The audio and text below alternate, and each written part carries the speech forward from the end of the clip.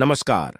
आज हम इतिहास की उस सुनहरी धरोहर की ओर चलते हैं जिसने हजारों वर्ष पहले एक उन्नत मानव सभ्यता का निर्माण किया था।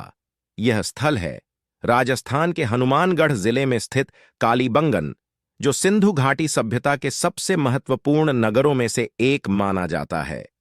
कालीबंगन नाम का अर्थ है काली चूड़ियां, क्योंकि यहाँ की मिट्टी से काले रंग के कंगन जैसे अवशेष बड़ी मात्रा में मिले थे, जिसने इस स्थान की पहचान को जन्म दिया।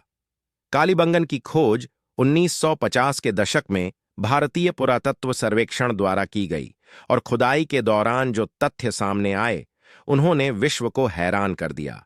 यह सिर्फ एक प्राचीन शहर नहीं था, बल्कि दो परतों में विकसित हुई सभ्यता का केंद्र था, एक पूर्व हड़प्पा और दूसरी परवर्ती हड़प्पा। इस दोहरी सभ्यता के प्रमाण कालीबंगन को सिंधु सारस्वती क्षेत्र के सबसे अनोखे स्थलों में शामिल करते हैं। नगर की बनावट अपने समय की श्रेष्ठतम इंजीनियरिंग का सुंदर उदाहरण थी। कालीबंगन को दो मुख्य भागों में विभाजित किया गया था, गढ़ और निचला नगर। दोनों ही क्षेत्रों में घरों की दीवारें समान आकार की ईंटों से बनाई गई थीं और पूरा नगर एक सुव्यवस्थित योजना के अनुसार बसाया गया था। सड़कों को इस प्रकार रचा गया था कि वे एक दूसरे को समकोण पर काटती थीं, जिससे शहर का ढांचा आधुनिक नगरों जैसा प्रतीत होता है। प्रत्येक घर के भीतर छोटा आंगन, जल निकासी की नालियां और कचरा निपटान की व्यवस्था मौजूद थी। यह स्पष्ट संकेत है कि कालीबंगन के निवासी स्वच्छता, स्वास्थ्य और व्यवस्था के प्रति अत्यंत जागरूक थे। कालीबंगन को सिंधु सभ्यता के कृषि इतिहास में भी विशेष स्थान प्राप्त है। यहाँ हल से जुताई के जो स्पष्ट निशान मिले, वे विश्व में कृषि के सबसे प्राचीन प्रमाणों में गिने जाते हैं। यह सिद्ध करता है कि यहाँ के लोग न केवल उन्नत किसान थे, बल्कि वे भूमि की तैयारी, सिंचाई और फसल चक्र के ज्ञान में भी दक्ष थे। गेहूं, जौ और बाजरा जैसी फसलों का उत्पादन यहाँ आम था।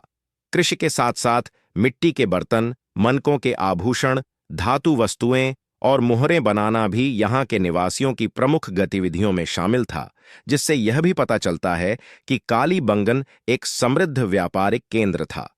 लेकिन कालीबंगन की सबसे महत्वपूर्ण और अद्भुत खोज थी अग्निवेदियां। गढ़ क्षेत्र में मिली कई आयताकार वेदियां इस बात का प्रमाण है कि यहाँ अग्नि पूजा जैसी अनुष्ठानिक परंपराएं प्रचलित थीं। यह खोज कालीबंगन को सिंधु सभ्यता और वैदिक संस्कृति के बीच एक सेतु की तरह प्रस्तुत करती है, क्योंकि अग्नि यज्ञ का उल्लेख बाद में वैदिक ग्रंथों में प्रमुखता से मिलता है। इतना समृद्ध और योजनाबद्ध नगर अंततः लगभग 1900 ईसा पूर्व के आसपास वीरान हो गया।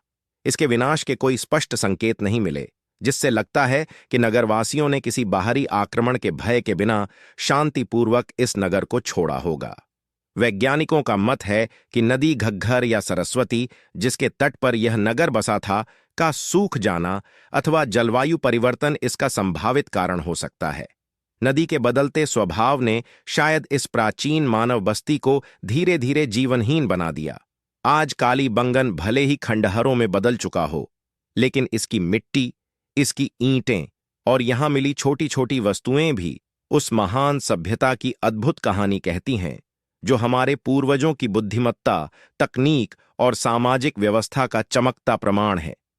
कालीबंगन हमें याद दिलाता है कि भारत की धरती ने हजारों वर्ष पहले भी ऐसी संस्कृति को जन्म दिया था, जिसमें विज्ञान, वास्तुकला, कृषि और सामाजिक संतुलन अद्वितीय स्तर पर विद्यमान थे।